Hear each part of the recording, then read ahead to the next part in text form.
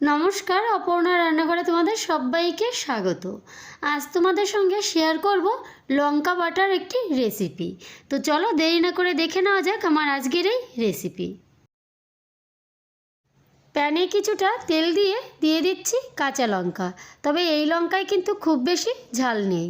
দিয়ে দিচ্ছি বড় সাইজের দুটো পেঁয়াজের টুকরো আর কয়েক ক রসুন, সামান্য কিছুটা লবণ দিয়ে দিচ্ছি। লবণ দিয়ে নেওয়ার পর এবার 1 মিনিট মতো এগুলোকে একটু ভেজে নেব। 1 মিনিট মতো একটু ভেজে নিয়ে এইবার দিয়ে দিচ্ছি এখানে 200 গ্রাম চিংড়ি মাছ। চিংড়ি মাছ দিয়ে দিচ্ছি সামান্য কিছুটা হলুদ। এইবার খুব ভালো করে চিংড়ি মাছ, পেঁয়াজ, রসুন আর কাঁচা লঙ্কা খুব ভালোভাবে ভেজে নেব। আর এই সময় কিন্তু গ্যাসের আঁচটা একটু কমিয়ে রেখে এই উপকরণগুলো আমি ভেজে নেব।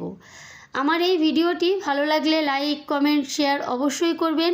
আর আমার চ্যানেলের নিত্য নতুন রেসিপি পেতে হলে চ্যানেলটি সাবস্ক্রাইব করবেন। ফেসবুক পেজ থেকে যদি আমার ভিডিওগুলো দেখেন তাহলে আমার পেজটিকে ফলো করবেন। আমার পেজের নাম অপর্ণা রয়। সব কিছু একটু ভালো করে ভেজে নিয়ে এইবার দিয়ে দিচ্ছি এখানে ধনে পাতা দিয়ে আবার সব কিছু ভালো করে নাড়াচাড়া করে মিশিয়ে নিয়ে আরও আমি কিছু সময় এই সব কিছু একটু ভেজে নেব।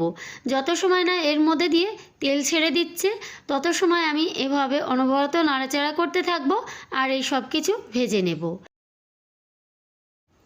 কিছু সময় ভেজে নেওয়ার পর এখন কিন্তু এই সব কিছু দিয়ে তেল ছেড়ে দিয়েছে আর এখন কিন্তু আমাদের ভাজা একদম কমপ্লিট।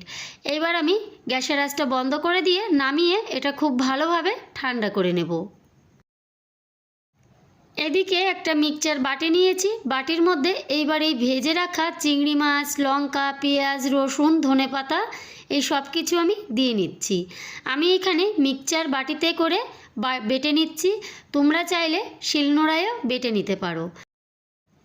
ভালো করে বেটে নেওয়ার পর এইবার আমি এই প্লেটের মধ্যে লঙ্কা বাটাটা নিয়ে নিচ্ছি। নিয়ে এইবার দিয়ে দিচ্ছি সামান্য কিছুটা কাঁচা সরিষার তেল। কাঁচা সরিষার তেল দিয়ে এইবার ভালো করে মাখিয়ে নেব। সরিষার তেল দিয়ে মাখালে কি হয়, বেশ সুন্দর একটা সরিষার তেলের গন্ধ বেরোয়, ঝাঁঝ, আর খেতে কিন্তু দারুণ লাগে। গরম ভাতে যদি তোমরা এটা খাও না তাহলে 1 থালা ভাত কিন্তু এটা দিয়েই খেয়ে নিতে পারবে। আমার তো এই বাটাটা ভীষণই ভালো লাগে। তাহলে বন্ধুরা, আমার আজকের ভিডিওটা আমি এখানেই শেষ করছি। আবার দেখা হবে অন্য কোনো রেসিপির সঙ্গে। ভালো থাকবেন, সুস্থ থাকবেন, নমস্কার।